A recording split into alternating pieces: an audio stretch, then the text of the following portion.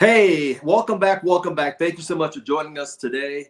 All things business book review. That's right, the book review. We're on chapter 4 of 10x is easier than 2x. Hope you guys all got it by now with Dan Sullivan and Dr. Benjamin Hardy. And we're in chapter 4, and we got to have a great call tonight. So I hope you guys grab your book. And matter of fact, text a few people real quick, let them know we're just starting off real quick. And this is a great book to share with friends and family and have a discussion with what's happening in the world. Plus, how do you see yourself? So we thank you all for joining us today from around the world. And thank you so much. We hope you learned a lot. And if you can, hit the subscribe button.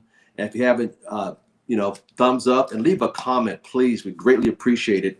And share. Today in the studios with us, we have the great Miss Kathleen Williams from Sacramento, California. Good evening. Good evening, sir.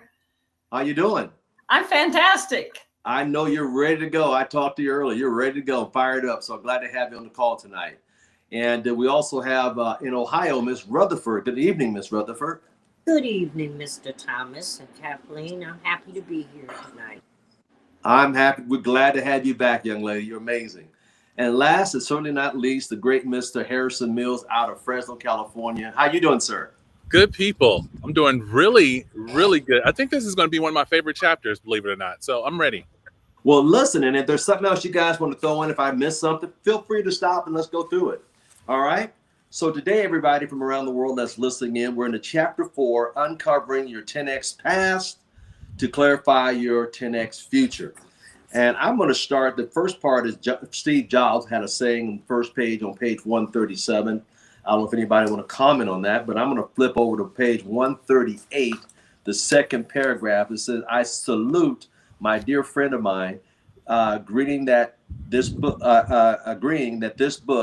is not for everyone. Okay, like he says, not for everybody, but and that's completely fine. 10x is a way of life that may not be for you.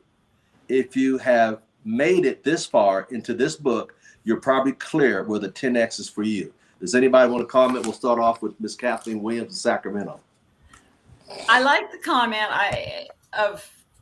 it'll clarify whether it's really for me, but I also like Steve Jobs' comment in the fact of, in order to go forward, you have to look backwards to see where you were at to get to know where you are now. Otherwise, you can't go from where you are now to a 10x. And for some people, no, 10x is not the jump. It's the saying is the timing may not be right for you. And for some people, the timing will probably never be right for them to try to go 10x because they're so ingrained in what they were raised as of go to school, get a good education, get a good job, that mentality that they don't understand how to grow themselves. Yeah, and that's perfectly okay because some people, they're happy with that and don't want to 10x themselves. Their fear of going forward or fear what their parents told them. So true. And I know you being in the nursing for 50 years. Let me ask you a question. When did you decide to go 10x for yourself? Ironically, I was, and as I look back now, talking about looking backwards, there were several times when I was a nurse, especially the last 20 years and 30 years, when I was wanting to go 10x and didn't realize that's what it was. And it'll come out later. One of my big jumps was when I told someone, this is what I want for this position. And he looked at me and said, you'll never get it. And within 3 years, I had it, but not in that position. Yeah, a lot of discouragement out there. Thank you so much. Ms. Rutherford, what would you want to say on this comment about 10x is not for everybody? Well, everybody has God with them always. But if they choose not to tap into that God within them, they won't have 10x. They won't even have 1x. And so I look back and I think about the things that I learned from looking at people like my dad, my granddad, and figured out what I did not want. Now, I know I'm not for everybody, but I'm okay with that because everybody is not okay for me. But if you made it this far, then you probably made the decision that you can stretch yourself to the 10x point. Everybody else, I always say, big dog, if you can't run with us, stay up on the porch. That's a good old country saying. You can't run with us. In other words, you can't run with the big dog. Stay on the porch. Love it. Mr. Harrison Mills, sir, down there. Hey, one, I think I'm going to play the opposing counsel for a second. I'm going to say, get your tail off that porch and get out here. Okay, that's what I'm going to say. But here's the other thing is, I salute. I'm going to go in that saluting of the dear friend. I'm already enrolled as far as the 10X already. And the reason why I say and play the opposing, I'm taking this as an open-ended question for everyone.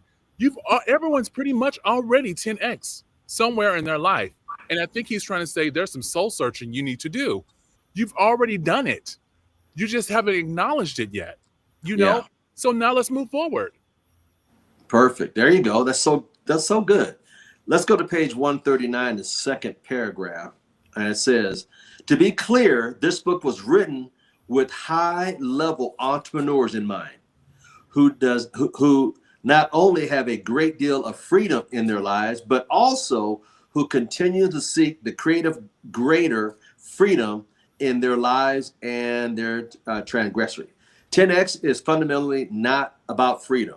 The freedom is to live, to create, and what you want and how you want it. Freedom obviously isn't free. Miss Kathleen Williams. Freedom is not free. And to piggyback onto what I was in answer to your earlier question, I was offered a position, a management position, and I said, in order to take it, I have to have a 6-figure salary. And they looked at me and said, and I'll be honest, this was in the early 90s. And they said, you'll never get it.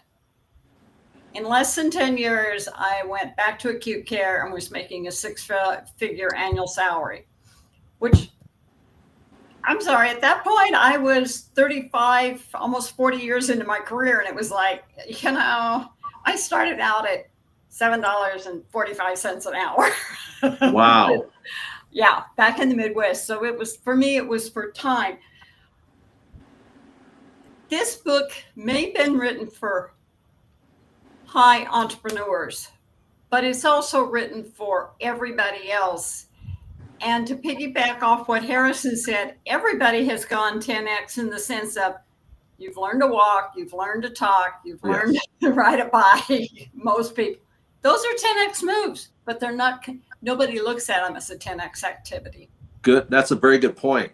And a lot of times people don't think they can go 10X because they've been 2X their whole life. And by reading this, like I said, get to this point, you must be one of those rare individuals who really does want to improve their life. And that's what this book's all about, is taking people where they are to where they want to go. Ms. Rutherford, you want to comment? You know, this particular paragraph reminds me very much of my grandfather. He was a trailblazing entrepreneur and ahead of his time. However, he had not learned the key of being free. See, he had his own 2 businesses, and they were very lucrative. But in essence, looking back over his life, he really didn't have freedom because he had to be there to run the businesses. So the businesses ran him. That's the choice that we now have, to discover businesses that allow us time freedom, like you, Mr. Thomas. Thank you. Well, yeah, my 2 mentors gave me 2 things that most people miss is leverage and residuals. And I don't touch anything unless it has those 2 components. But this book's also sharing with people who they work at the business instead of on the business. And there's a big difference. Mr. Harrison Mills. That was a good point. Love that. There's one sentence that you said in there. Who doesn't want this? The freedom to be, to live, to create what you want and how you want. I'm telling you, I'm already enrolled. That's enough for me. I don't like if in anything else that someone else has said, or doesn't see that. It's not really for you to really express. It's just sit there and ponder for a minute. If you put that identity on yourself, wow, what is that? Who was that? There's an author that spoke about there are so many ideas in the grave. Just go to the grave sites and look at all those ideas that have not flourished because they thought small. Yeah. I wouldn't, and it could be probably some billionaire ideas and creations that are sitting right there. I'm hoping I get one of those so I can let's expound. I'm ready. Yeah. I learned years ago, one of my mentors said to me, guess where the most expensive real estate is? And people say Alaska. I said, where? New York. I said, where? California. I said, where? The most expensive real estate, folks, and Harrison Mills just touched on, is a grave site. There are a lot of people that died with cures for cancer, arts in them, music in them, that they died because somebody didn't believe in them or shot them down at an early age and they quit trying. So don't let that be you today. And that's why this book is so important to everybody around the world to listen up to this. Hey, while we're talking, I'd like to thank Miss Sharon out there in Florida. We'd like to thank Miss Maria Estrada in Arizona. Also Miss Jackie Black in Connecticut, Miss Lorraine in Las Vegas. Hello, young lady. And also my sister down there in San Diego, California, on the call tonight. I'm going to go to page 141, the gap and the gain. I'm going to quote Dan Sullivan. Your level of capacity in the future depends upon your measurement of achievement in the past. You cannot move forward and grow until you have a knowledge how far you've come and have properly measured your gain. And that's what Miss Kathleen Williams and also Miss Rutherford shared on gain. Miss Kathleen Williams kind of touched on this a little bit earlier, so go ahead. And the thing is that what this really brought out to me is the difference between the gain and the gap. When you're in the gap, you may be making gains and not see them because you are measuring your success against the horizon, which keeps running and running and running, and you never catch it. And as a result, you don't think you're ever succeeding. And to use the example out of the book, the entrepreneurs that say, but that's how I strive to get ahead. And it's like, do you realize how far behind you were? Because if you realized where you were and where you are now, then all your employees would realize where they were and where they are now. And both of you would be continuing to gain from it by you setting the example for your employees. Yes, that's powerful. That is real powerful. Good. Hey, I'd like to thank Freedom House down there in Alabama. I'd like to thank Miss Sherry on there in Florida, be on the call tonight. Miss Rutherford, you want to comment? What came into my mind was, I have a friend who always says, why do you always talk about the past? It's important because to me, you can't appreciate the future if you don't understand and understand how far you've come. And quite frankly, the only person that we should ever measure ourselves against is ourselves. Everybody has the same exact capabilities, but everybody will not put it to work. Everybody will not go the extra mile, and everybody is not you. So relax and be the best you can be. Wow, very good. Wow, that was really good. Nice. Mr. Mills. Love it all. Every last one of you, Miss Catherine, you hit it on the nail. Run your own race. Run your own race. Quit trying to keep up with the Joneses. If you focus on this, I tell myself this. I compete with yesterday's Harrison. I compete with yesterday's Harrison of what he was yesterday, and that's what I compete with. So running my own race, and once I do that, and I'm trying my best not to go super spiritual or wise and ooh la la, but we'll see. Anyway, I want to just say this, that as far as gratitude, it has so much to do when you're thankful, when you start to, I actually, when I was in this chapter, I had to pause and I started tracking from when I was a young all the way to where I'm at now. Where have I 10X? What kind of things have happened in my past where I've gotten a powerful no or a roadblock in my place where it was like you have no choice but to pivot. You have no choice, but you have to and move forward. And where I'm at right now, it really blows my mind. It makes me say, wow. And not only that, but thank you, God, for your hand upon me. Yeah. You know, you said something profound, and I wish ladies and gentlemen out in the audience would think about it. Look back in your past, your last couple of days. Have you challenged yourself to 10x yourself? I love what he said there. That was powerful. And I think we need to look at ourselves that way. As a matter of fact, a lot of us have already 10x, but we don't, like you said, we don't look at it that way. I'm going to hop over to page 142 at the top paragraph. The gap is a lens by which you measure what is against what you could be. There it is. What could be. In the gap, you're measuring what is against what you believe should be. I'll say it again, should be. When you're in the gap, you're measuring yourself or situations against an ideal. Wow. I'd like to thank Ms. Lynch getting on the call today as well. Ms. Kathleen Williams, you want to share a little insight? You know, I've seen myself do this, measuring myself against where I should be, what I should have accomplished, measuring myself against why am I not in my entrepreneur career where so-and-so is, because we've been in the same business for the same length of time. Why am I not where they're at? And what this book has reminded me is God created them a certain way and created me a certain way. And we are we're not identical people. And therefore, I can only measure myself against myself. There you go. I measure myself against them.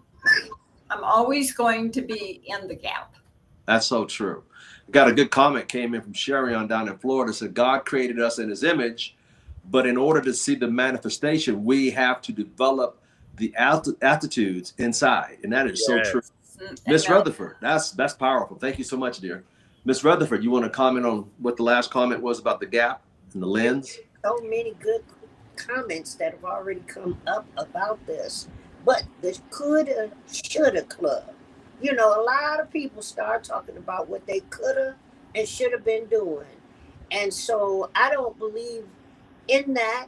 I know that there were a lot of things that I could have been doing. And oftentimes people see that that didn't manifest as rejection, but in fact, it could have been protection. And so where we are today is exactly where we're supposed to be. There's no such thing as coincidence. And, you know, stop kicking yourself, pick yourself up, and let's go. Very good. Very good. Wow. Let's go. That's the getting off that porch to get down with the big dog. Mr. Harrison Mills. Hey, measuring yourself against what could be versus what should be. Believe what should be, an ideal, all those things, what could be. If you just wrote it down, what could happen? What is it that you want? What is it that you want? And here's the thing, thinking of 2X is that sometimes it destroys dreams. A lot of us have not dreamed in a while or just given up and just said, this is my life. And we get into this routine where it's like, this is just it. A couple of people that we've spoken to, that I've spoken to, you've been in your job for years and you think that this is as good as it's going to get. And you've settled so much, but what could be? This is basically saying, open that up, open that back up again. You can do it. I love it. You can do it. I love it. I love it. I love it. I love it. Oh my God. Let's go down 3 paragraphs on the bottom on page 142. And it says the gap and the gain aren't about gratitude or a lack of gratitude. Wow. Miss Williams. It's not about, the gain is so much more than gratitude. It's freedom. It's the way you look and judge yourself. It's the gain is a challenge for yourself as you challenge yourself to grow. Yeah, that's so true, to grow. Miss Jackie Black put in there, indeed, run your own race, not comparing yourself to others. Miss Rutherford, attitude, lack of, or gain? Well, I wake up each and every day grateful to wake up. And so, this whole section of the gap and the gain, and measuring yourself, and how we are always, often, our own worst critic.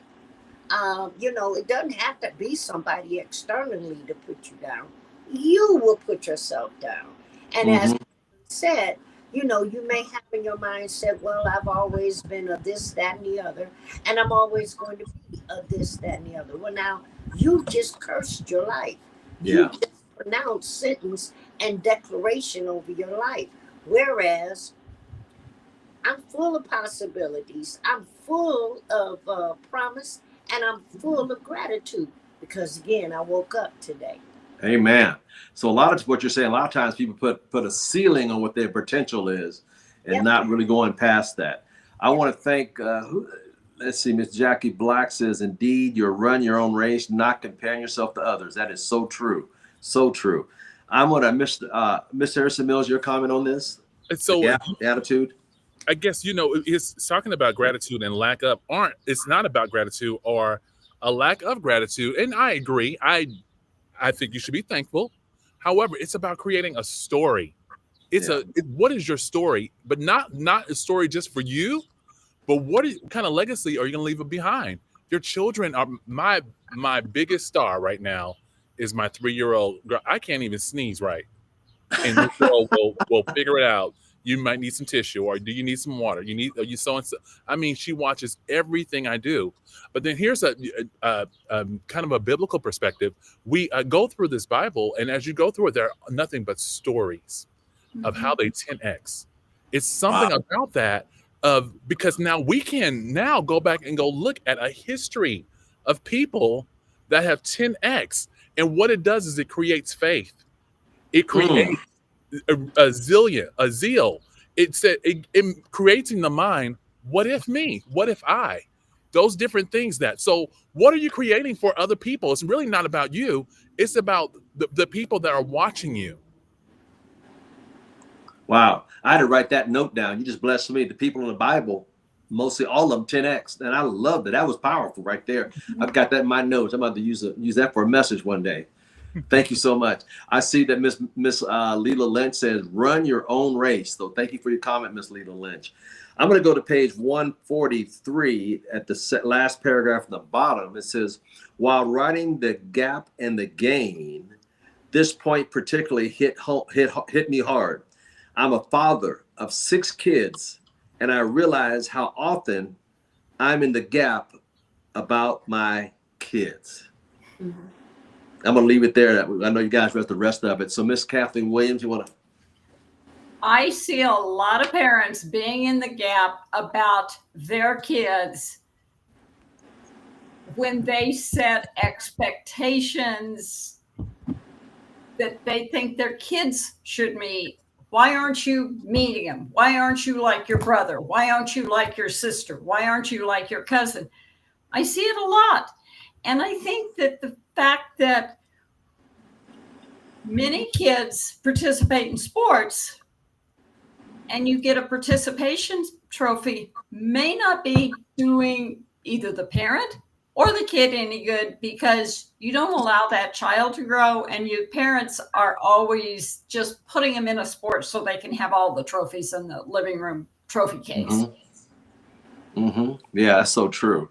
Mr. Danny Payne just texted in. He says, stories in the Bible, how prayerful and prayer changes things. Thank you, Mr. Danny Payne in Alberta, Canada. Thank you, sir. Miss Rutherford, you want to give a comment on that? To piggyback on what Catherine just said, I don't particularly like when doctors come in and they start talking about your child not being in a certain percentile with other people. Because here's the thing, in life, as I said before, we all have been created by the Creator.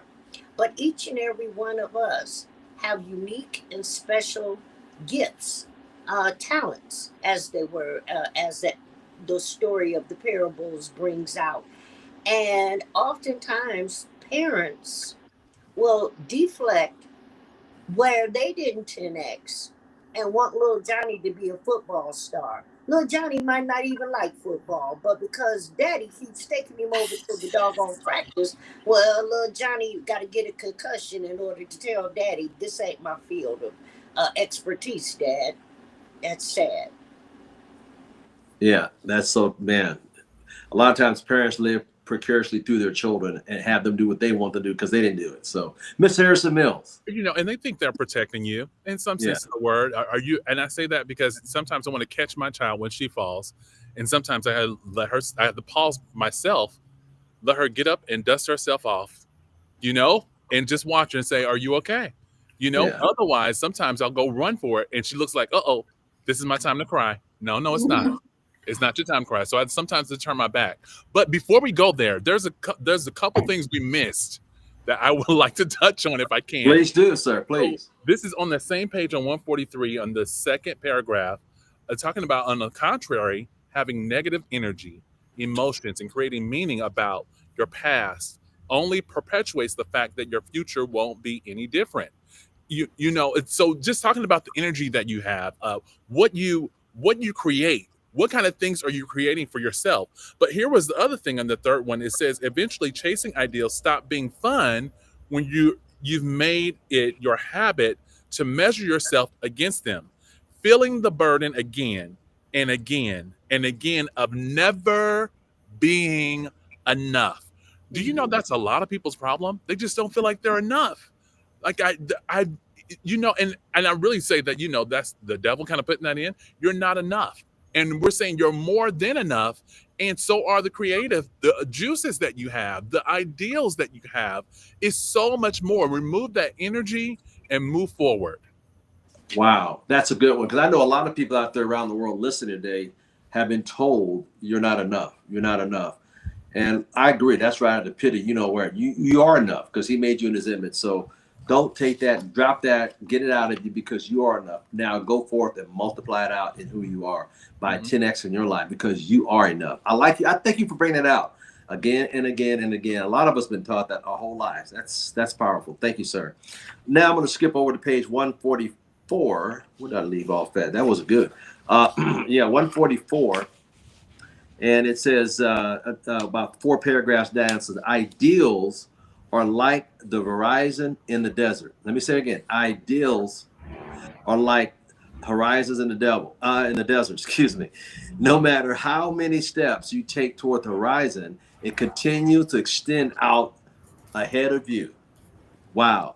When you're measuring yourself against ideals, it's like measuring yourself against a moving horizon and then being mad at yourself for not being at the horizon. It's so many times people have that. It says, newsflash, you can never catch the horizon. Never. Mrs. Kathleen Williams. Never, never, never, never, never will you catch it. The horizon is the horizon and it keeps going.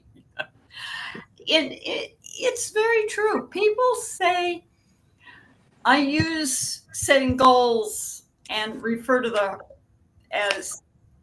horizon of, but these are my expectations. And when confronted with it, well, didn't you accomplish this, and this? Yeah, but I should have. And that's chasing the horizon. And when you ask them why, it's because, well, if I don't, I won't achieve anything. But they don't realize that they're destroying what God gave them, which is their creativity, but not realizing that they have achieved a lot because they can't see where they were at. That reminds me of the book of Solomon when he was chasing all this, and at the end of his life, he said it's all vanity. And he was the richest man in the world, but vanity. And like I said, chasing the wrong thing. So good. Wow, this is a rich call today. Woo, I'm loving this call. I got some more notes over here. Miss Rutherford, let's see what woo. Well, along with these great comments, we've already discerned that oftentimes we devalue ourselves. Oftentimes we're our own worst critic. And oftentimes we just don't realize what it says in this whole passage here. You can go out in the desert if you want to without adequate water and travel accommodations, but guess what? you will never reach the horizon. So it's up to us to figure out our purpose and keep moving, have freedom, 10x ourselves, and help people to do the same. I love it. I love it. Mr. Harrison Mills. Woo! This is a rich call tonight. You It said is, Rich. I told you it's my favorite one. That's how I knew it. I felt it. Isn't it great that we can never reach the horizon? Yeah. Isn't it great? I say that because that means my dream is going to get bigger. So here it is. I see this. I'm thinking the horizon's right here. I get there, and it's like, you're not there. But good job. But let me say this. As I'm going forward to those horizons, just looking at things that I'm doing, there's a goal I'm going for, but all these other things on the left and the right side are happening that I was not expecting to happen because I'm looking at this. I'm laser focused on this goal, but so many other things are happening. I'm like, wow, okay, I didn't see that coming. Thank you, Father. You know, kind of keep on moving forward as you're going. But once I get to that goal, what it's telling me is that the horizon is going to move again. And I'm saying, really? In my head, I'm saying, really? Because I'm thinking that is the ultimate goal. And it's saying, no, actually, it's going to get bigger. Your dream's going to get bigger. I'm trying my best to contain myself a little bit, you know, because I want to get to the goal so I can see what else can I not see. One thing I heard someone say, you know, everyone can't go everyone can't go where you're going, meaning that the altitude, the higher you go, the thinner the air. They can't breathe up there, you know. Well, I'm saying this for my own sake. You know, I might not be able to breathe right now, but I'm getting some oxygen tanks so I can get there. Yeah. The funny thing is, once I get there, you know, it looks like I'm gonna need some more oxygen chains to get a little further than where I'm going. So I'm leaving them behind and saying goodbye. I'm waving. I'm saying this. C'est la vie. And you know something on the horizon, as you did that, I thought about it. As you go toward the horizon and go faster and faster toward the horizon, you actually 10x. Mm-hmm. You actually 10x without even knowing about it. It's like when God called Peter to come out and walk on the water, and he looked around, and boom, he was 10xing. You know, it reminded me. I have a goal, my green book, and I go back to like 35 years or better. Every year I put my goals down, and I could go back and look at each year. I write it down December 20th, and I can go back 35 years in my book, 35 years. And I look at my goals, and I do it every December 20th. I stop my year December 20th. It gives me an 11-day head start on the average person because I never want to be average. And it dawned on me as I look back how small my goals were 35 years ago, 30 years ago, 25 years ago, 15 years ago, even 10 years ago. I sit there and look back, as you said, and I laugh like that was huge. But as I got to it, it's like it was really small. And I appreciate what you just said because you blessed me with something about I remembrance in my life. So thank you, sir. I'm going to go to page 145 and the 3 paragraphs on the bottom. It says, beginning in the gap, like any addiction is a sickness. Entrepreneurs may experience a lifetime of achievement, yet their self-confidence will decrease with every win. Many successful people adopt this mindset, take extreme measures to numb their pain. Spoiler alert, the game is an antidote, but we'll get to that in a second. If you stay in the gap going for 10x, will be traumatized. Instead of being motivated by the goal, your goals will burn you out. Traumatized. I'm sorry. Wow, Miss Kathleen Williams. And you know, I look at other people and realize that some very, very successful people have really been traumatized by their success and have had to go to drugs and alcohol to numb the pain because they don't see that they are succeeding. For them, it's like, but this is my definition of success, and I'm not getting there. And if I'm not getting there, I have to numb the pain for not being there. That's a good one. Or sometimes they get there and they get there and they look around, they lost their family, lost a lot of things, getting there, friendships, relationship, burnt bridges to get there. And now all of a sudden they have to numb the pain of being there, but without anybody with them. Very good. Miss Rutherford. Wow. You know, I thought about what she just said, and you know, work towards an achievement. The average, and nothing about entrepreneurs, by the way, is usually average.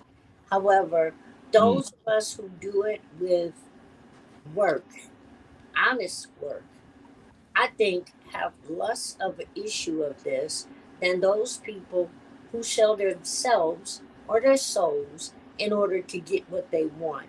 Because that's when that empty feeling comes in. And that's also where they are trying to numb their pain from having to have done those things in order to get it. You know, I love what it says also, if you stay in the gap, going for 10x will be traumatic. So instead of being motivated, you'll burn yourself out. That's not what we want to do. No, correct. Mr. Harrison Mills, everybody hold on here. He's got a thought. There he comes. I don't. I'm learning. This is something for me as I continue moving forward. I almost I love this business that we're in because it humbles you to be not go so far, and you're going to get pain. There's going to be pain that comes along with it. Be ready for it. As Miss Catherine Williams, I didn't think about that. You know, the way people numb things. You gone to a point of 10xing, and now you're looking for something just to kind of ease that pain, just to go there. Or as you said, there's no one there with you, or the people you thought were going to be along with you, kind of thing. And this is where these kind of things come in. These books come in. Not only that, but a relationship, spiritually, to have some of those different things to keep you grounded. And this is the one thing that comes to me. My home is my bride and my child. I can do as many 10x as I can go, but when it comes down to it, that's home for me. And when I keep that grounded, that's my way of soothing my pain. That is my antidote with it. So I'm hoping everyone can at least adopt that and find where your home is. Yeah, that's good. I was thinking about, she was talking about how people numb the pain. I was reflecting back a couple of weeks ago. I was with a couple of high net worth individuals. And if I said a couple of their names, you would know who they are. And it was just like they were numbing that pain with alcohol. Just one after another was nonstop. I'm like, how do you function?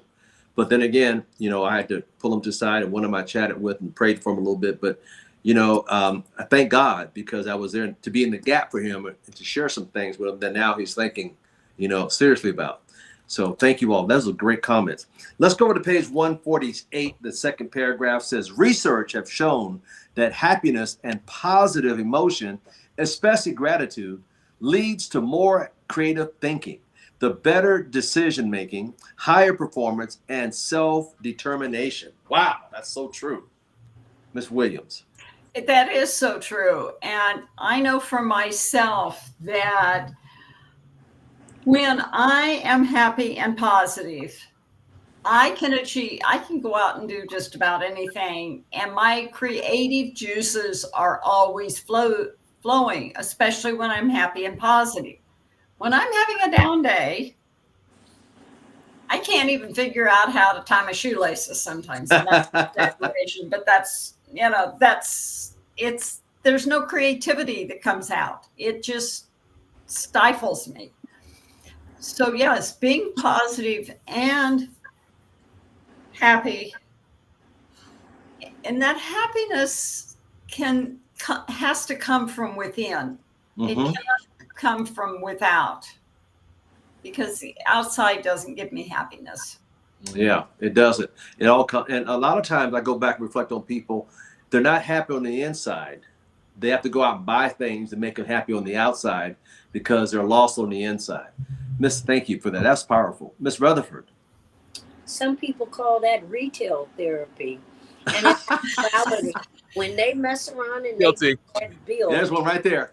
Yeah, right. When they get that bill, then they'll be back at the Gap because they're gonna be trying to stress out, trying to figure out how am I gonna pay this and the minimum and this and that. But it's like as she just said, Catherine made a wonderful point. I'm so serious. When I wake up, I'm grateful to wake up, Yeah. and being in the mindset of the game brings you to that positive feeling, the appreciativeness. Instead of being mad that today is Monday, be glad that today is Monday. Amen. People didn't make it through the weekend. That's so true. I like that thought, retail therapy. And when you said that, I thought of, ooh, at least he volunteered, because every time I see him, I go see him.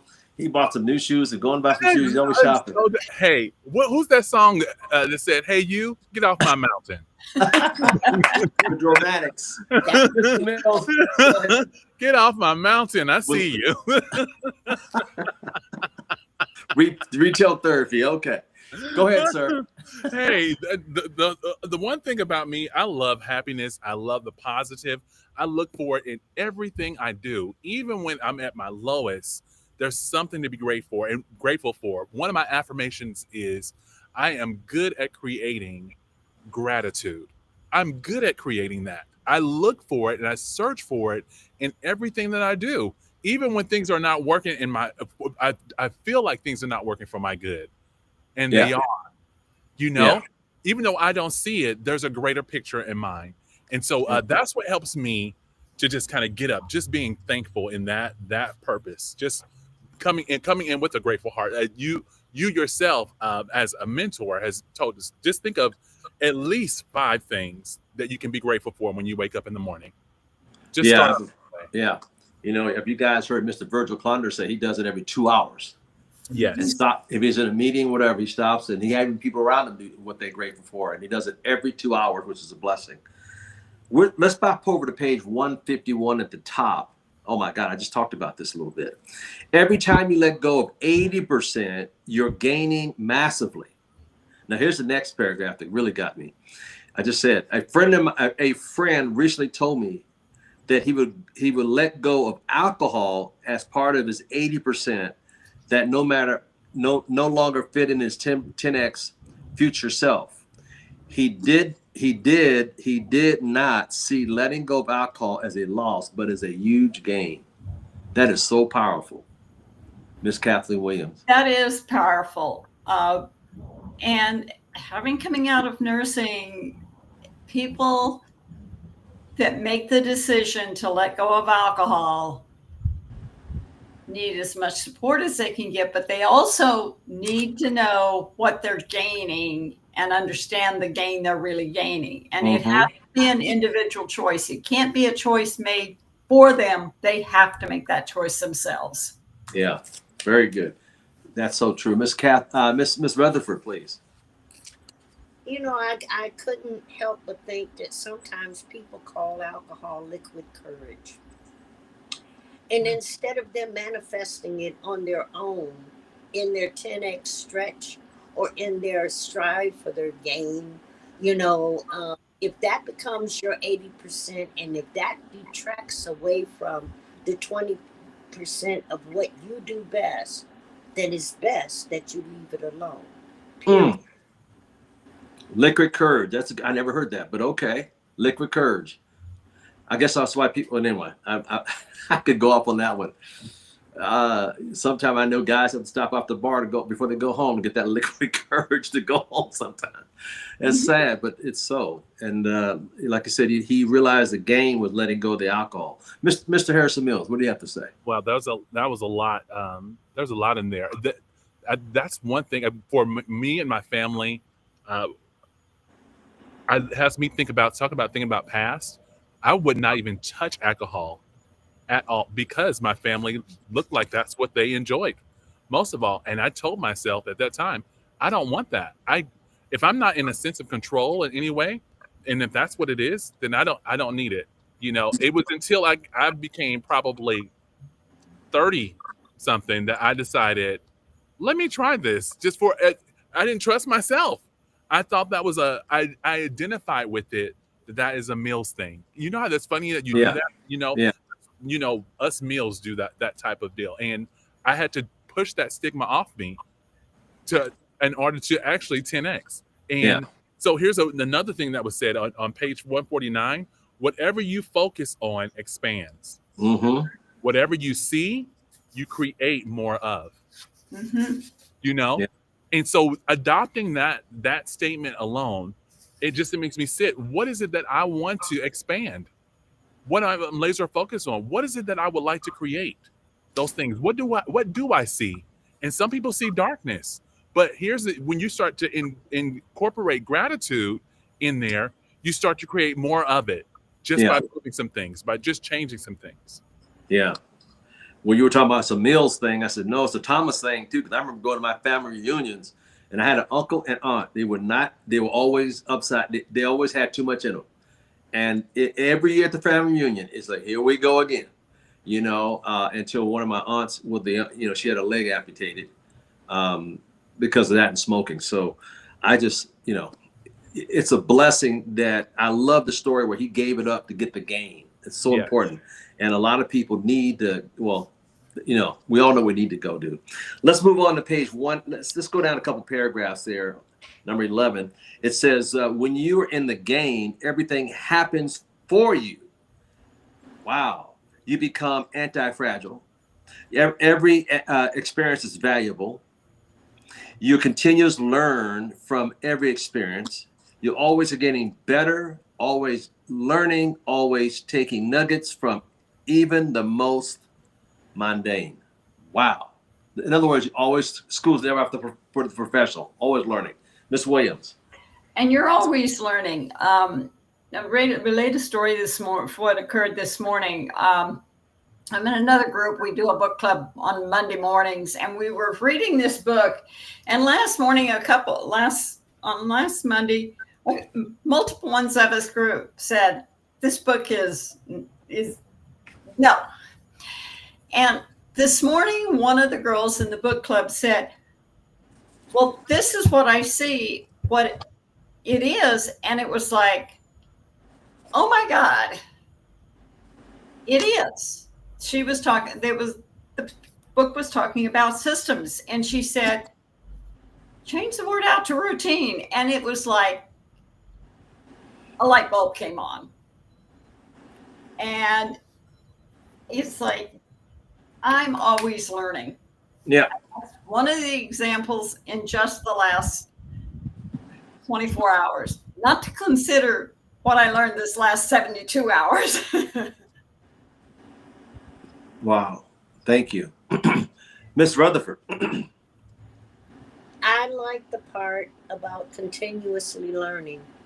I learn something new every day. I wake up in gratitude.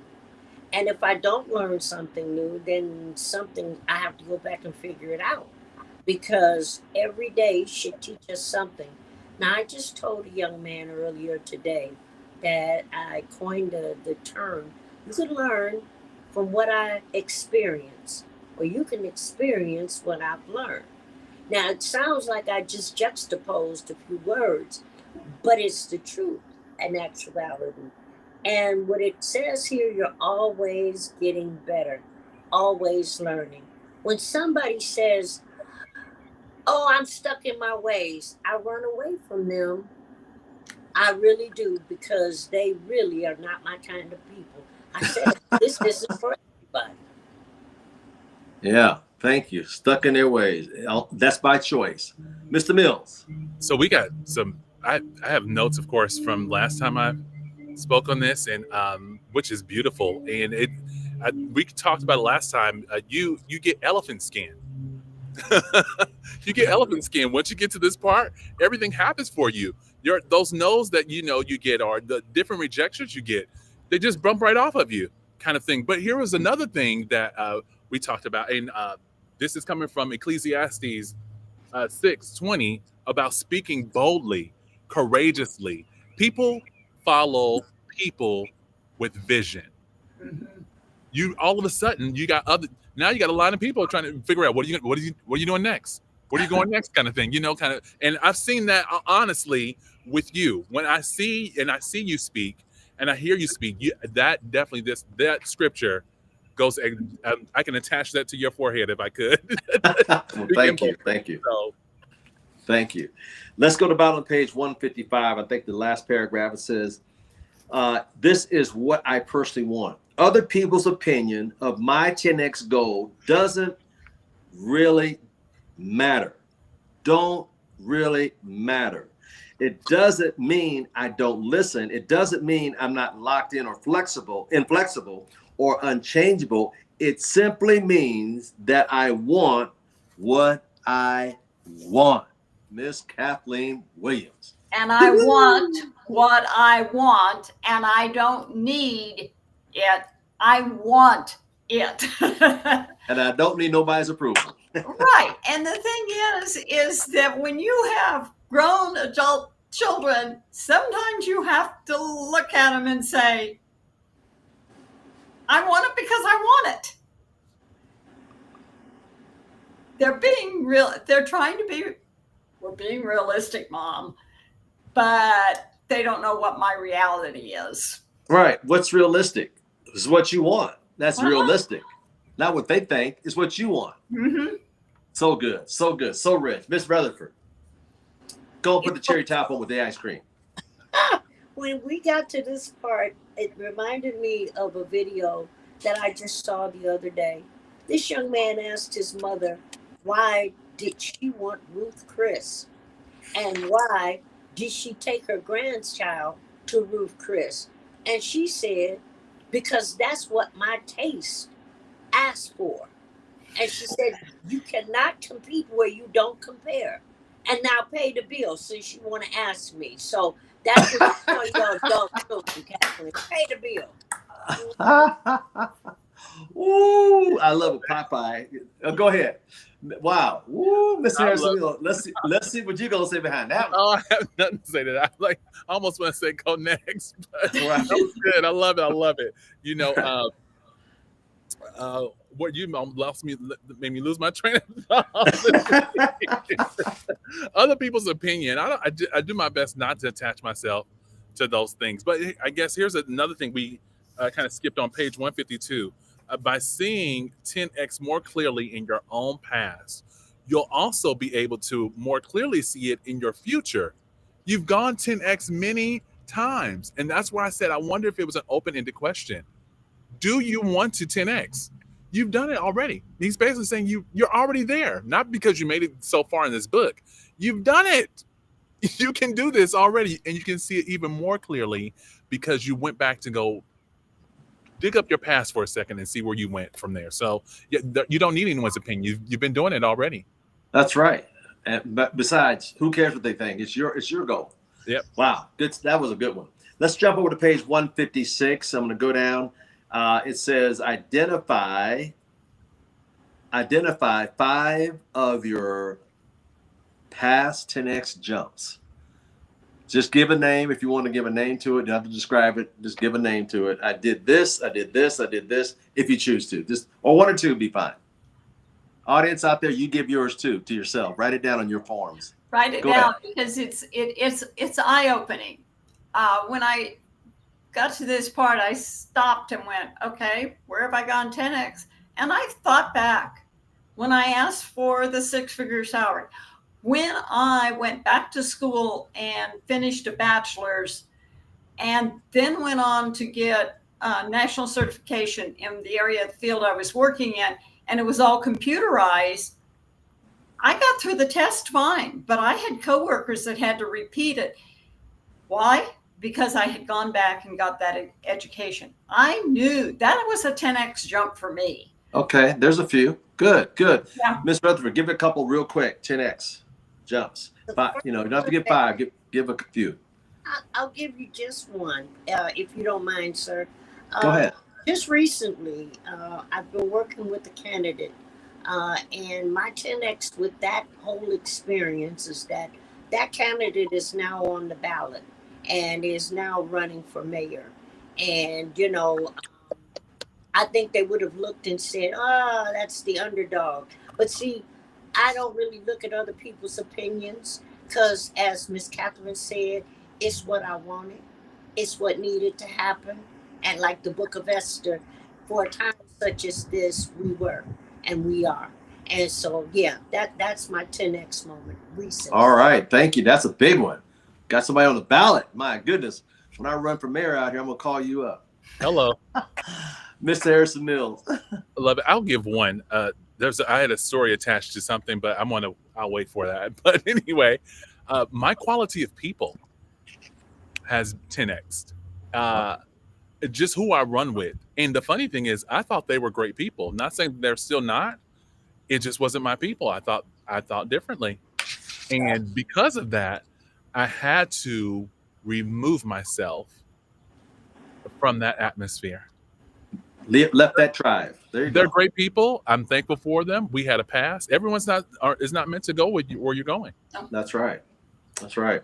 For the sake of time, let's jump over to page 160, number 15 on our list. And on 160, I'm going to read the 4 little dots there in the middle of the page. Your standards aren't the same as anyone else's. Check. Your objection isn't the same. Check. Your unique ability and calling aren't the same. Check.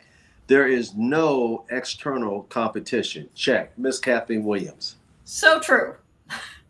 I have no external competition because I am so unique. I am me and will always be me. I am not Miss Rutherford. I am not Jackie Black. I am not anybody else on this call. I am me. And as long as I stay me, I succeed. Yeah. What's that song? I've got to be me. Mhm. I got to. Miss Rutherford. Thank you, Miss Williams.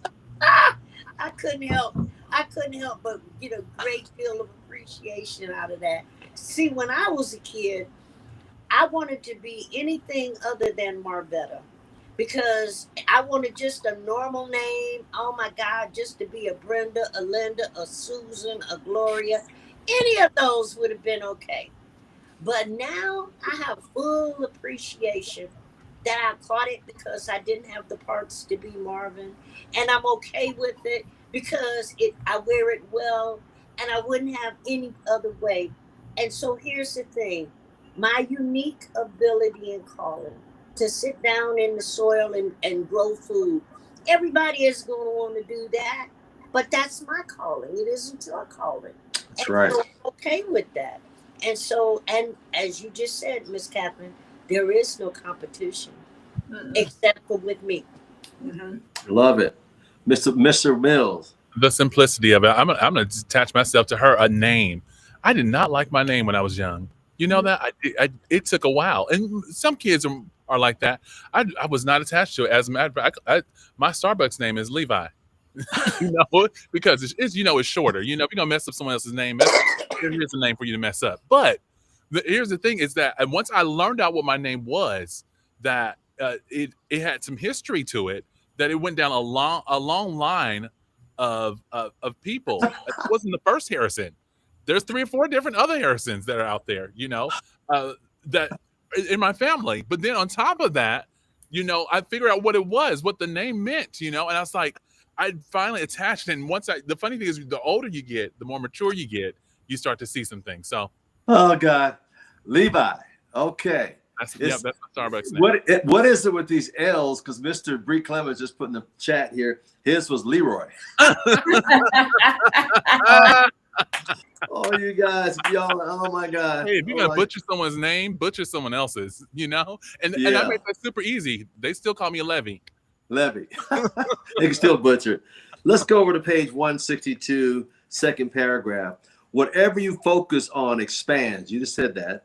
Whatever you focus on, you create more of. I love that. Whatever you focus on, you become. Woo! That's rich. Miss Kathleen Williams. And what you focus on, you attract. That's true. Bing, ding, ding, ding, ding. Go to head to class. The law of attraction, these 4 lines remind me of the law of attraction. Yeah, absolutely. Absolutely. Miss Rutherford. You are what you eat. Ooh. Means you eat through your eyes, you eat through your ears, you eat through your mouth. So if you are focused on negativity and what you don't have and all that, guess what? The universe is going to go and bring you back more of what you don't have. Mm-hmm. But when you look at life from the perspective that, like, I mean, great people like Neville Goddard and other people who say, become that, embody that, vibrate on the level where you would be in gratitude as if you already have it, and go ahead and trick the universe, because guess what? It's like a good dog. It's ready to go get you whatever you want. All it wants is your approval. There you go. Woo, what's your approval? Mr. Mills. Hey, I stand in it right now. You know, I done some things within this year that even amazes me. And as far as creation of what can be. And I put myself in a position where it was not just a gap. It was very much uncomfortable. But because of that, I stood in the posture of this is who you are. You know, like I was like, hey, get it together, Harrison. I don't know what it is going on, but this is it. And you be that. And so far, here I am. You know, here I am. But on top of that, I have farther to go. Like we were talking about that horizon, it's about to get bigger. Wow, love it, love it. Well, we got a few more to go. I'm going to go to page 166. Define your dream check. I'm going to the bottom, and Paul Graham said here in the last sentence, it said, if you're in a job that feels safe, you are not going to get rich. Not going to get rich. Let me say it one more time. Not going to get rich if you're in a job that you're safe, because if you're no longer in danger, there's almost certainly no leverage. Ooh, ooh, ooh. Miss Williams. And without leverage, you don't have anything. And people stay where they are safe because they feel they have to. If I don't, I can't take care of, I can't becomes their norm. Mm-hmm. Those that reach above and use leverage and leverage others can achieve anything. That's so true. Name of the game, like I said, my mentor told me, leverage and residuals. Miss Rutherford. Man, when I read this and when I thought about it, I go back to when people tell me, well, I'm looking more for a job. And I'm like, well, you're not looking for much. Because quite honestly, you can't name anybody that has worked a job for 30 or 40 years and come away with a dream check. It's a nightmare. And it's a lie what they told us 60 years ago. Go get a good education and a good job. There's no such thing as a good job. No. If you learn about your subsidy trust, you really gonna be mad. So there we go. There's no such thing as a good job. It's just a job. Mr. Mills. Hey, when I first read this, the very first time I read that, I was working hard. And as we were reading this, the first thing came to me and said, DAMN. I've been doing it wrong this whole time. So my 401k is not it. You know, looking at those things. And I just read this literally this morning. And someone just posted that, hey, nobody's going to save you. It's your job. That's right. It's your job to do it, you know? And I was like, in some sense, the words, I'm like, don't say that to me, you know, because I've been running this race because this is what I've been told to do it. But it's so true. Yeah, it's so true. Get out there. Wealthier minded people don't have 401ks. We trust and believe in ourselves because we know nobody's going to do it for us but us. Anyway, let's move on. I'm going to go to bottom page 160. This is what I think. This is getting good to me. This part right here. Page 166 at the bottom. I'm going to read a little bit of this. Despite growing up poor, that was for a time, and his family lived in their Volkswagen van on a relative lawn. Jim Carrey believed in his future. Every night in the late 1980s, Carrey would drive up into the Hollywood Hills and look down over Los Angeles. He would park his car looked down over the city and visualized. Ooh, I love that one. Visualized directors valuing his work. I'll say it again, valuing his work. At the time, he was broke and was struggling, young comic. And one night, changed everything. And one night in 1990, he was looking down on Los Angeles, dreaming of his future. Carey wrote a check to himself for $10 million and put a notation on the line for acting services rendered. He dated the check for Thanksgiving 1995 and stuck it in his wallet. He gave himself 5 years to become the type of person who ultimately, his unique ability was valued at that price. Just before Thanksgiving in 1995, he got paid $10 million for Dumber and Dumber. Wow. Yeah.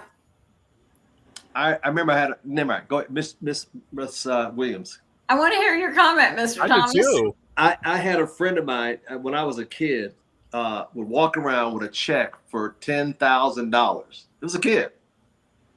And I think about every time I read the story, it reminds me of him. We had to be about 15, 16. He said, one day I'm going to cash. He wrote a check. So I'm going to cash this one day. I'm going to cash this one day. And every time I read the story, it reminds me of him. And I met another guy later in life, and he walked around with $1 million check. And it's just amazing. I wonder right now what happened. But they did it. And think about this. How many people discourage other people from even the dreams, their goals, their desires, and ambition, and to want to squat on their future of their thinking because they visualized it? Wow. And Jim Carrey's particular case, it came true, Miss Williams. And it's a shining example of what can happen when you do things like that. I had a longtime friend that I wonder that had done the same thing, had written a check and stuck it in her purse. And I wonder, we've lost contact with each other. I wonder if she ever made it with that $10,000 check. She was determined to make $10,000 a month. We're talking in the 60s. Yeah. It looked like big money back then. Still big money now. It depends where you're at. Miss Rutherford, we're going to get a couple more here. We're going to end the call here. Miss Rutherford? I just remember when Jim Carrey came on in Living Color. And I remember him stretching himself into characters like Vera and Fireman Bill.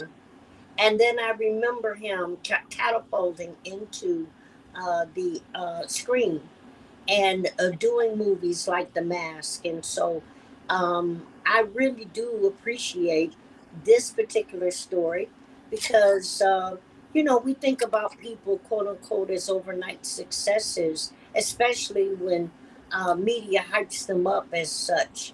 But to know the backstory, because everybody has one, helped me to gain appreciation for his journey.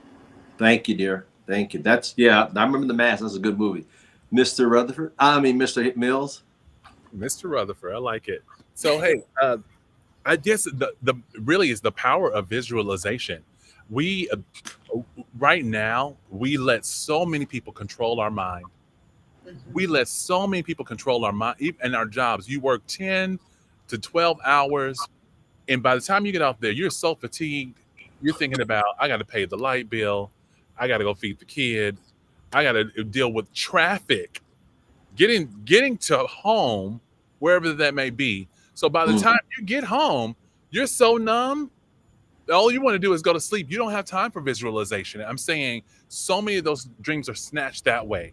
Or you numb yourself with the television. I'm going to get some popcorn and some television. I'm going to just, instead of actually turning everything off, shut off for a second and start to visualize what you can be, what you can create. Take a good minute to do that. And he just showed just from doing that, how much it expound to be who he is right now. So true. I think Miss Lynch, she says so true. Being safe and comfortable is dangerous. Thank you for your comment out there. I'm going to go to page 120, 169, the second paragraph. I've got a couple more to go here. For me, and this is the author talk. For me, my dream check would my dream check would would excuse me, being paid $15 million to write a highly niched and specialized book with the right collaboration. $15 million is almost exactly 10x the check I've been paid to write a book. That's exciting, and I think, and energizing. I think this is great because he had an idea. And then down below, another paragraph. What kind of value would you need to bring, or what kind of value would I need to provide where I could be a total no-brainer and extreme bargain at the right person to pay me $15 million to write a book for or with them? Now think about that. I mean, I think Jim Carrey stretched him to think, well, let me write a book and I get paid $15 million. And I'm going to read a little bit more down here. We'll take this to collide it. The book would need to be, and to bring a level of positive, a position, a business to the person or organization that I collaborate with. So it's important. And then down there further, it says, this is why celebrities like the Obamas can get a $60 million book deal. The expectation is that the millions of copies would be sold, and thus it's a no-brainer for the publisher. Comment, Ms. Williams. And it's true. As long as you set a value for yourself that's high enough, other people will value what you have to say, what you have to write, what you think. And that value actually doesn't have a dollar and cent amount attached, except for you yourself. Ms. Rutherford? Well, value. We talked about devaluation earlier in this chapter, and now it's time for us to think about ourselves as diamonds that need to be put under the pressure, because diamonds aren't that cute when they come out of the ground, nor is gold, and nor will you be until you really, come under the pressure of valuing yourself and then doing the 10x stretch. I don't think that I will ever underprice myself again, if that makes any sense. In light of inflation, in light of what I think the Creator has instilled and installed, I don't think I'll ever undervalue myself. Now, I might choose to do something pro bono or at a discounted rate, but never of devaluation of myself. Good. That's right. Don't devaluate. Mr. Mills. What kind of value do you bring to the marketplace?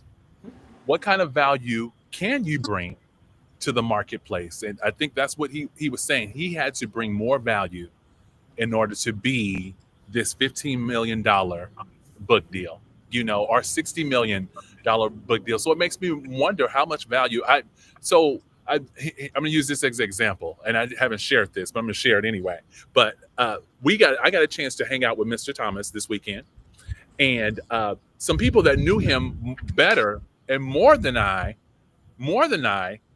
started to talk about who he was and the value this man brought to the marketplace. And not saying I took it for granted, but I said, I don't know who I'm playing with. I had to look again, but it was for this purpose, to show how much gratitude I had, because God is saying, this is the area you belong in. This is now, I'm going to show you some value that's here.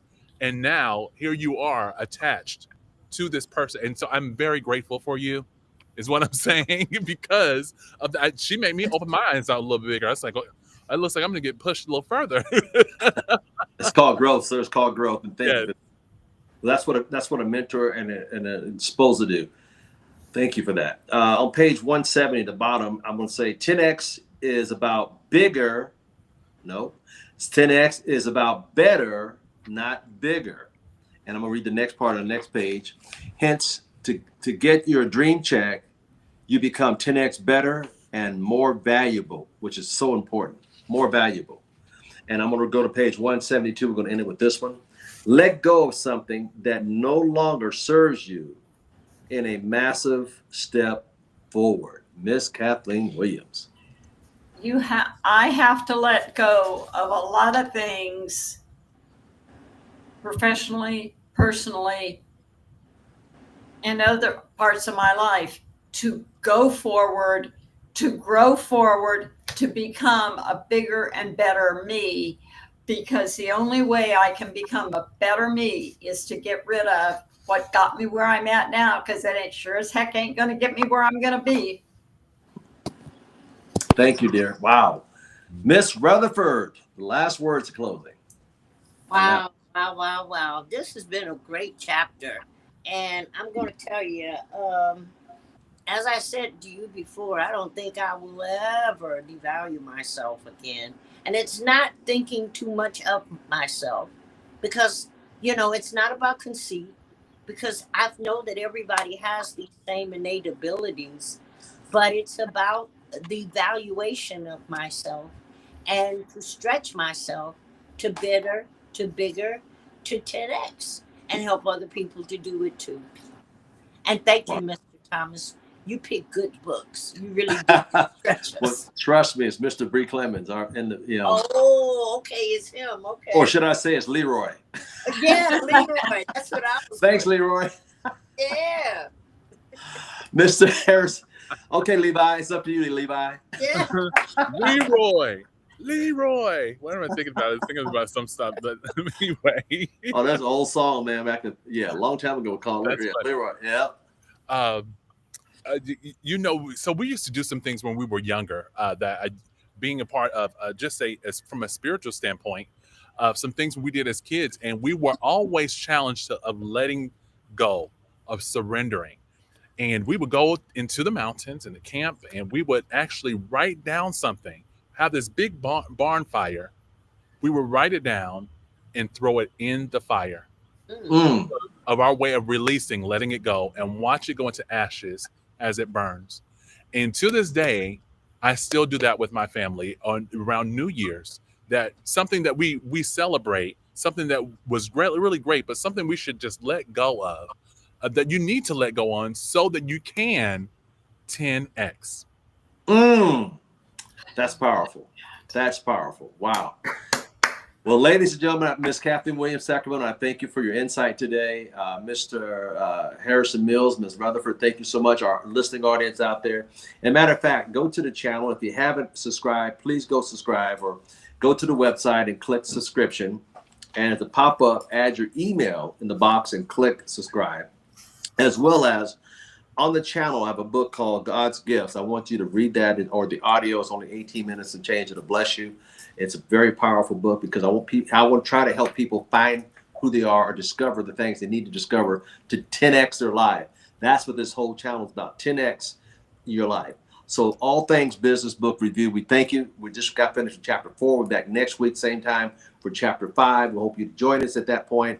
And I want to thank you all out there from around the globe. Take care. God bless. And always, we'll see you at the top. Or we'll see you over the top. Have a blessed evening. Thank you, guys. Thank you. Great time.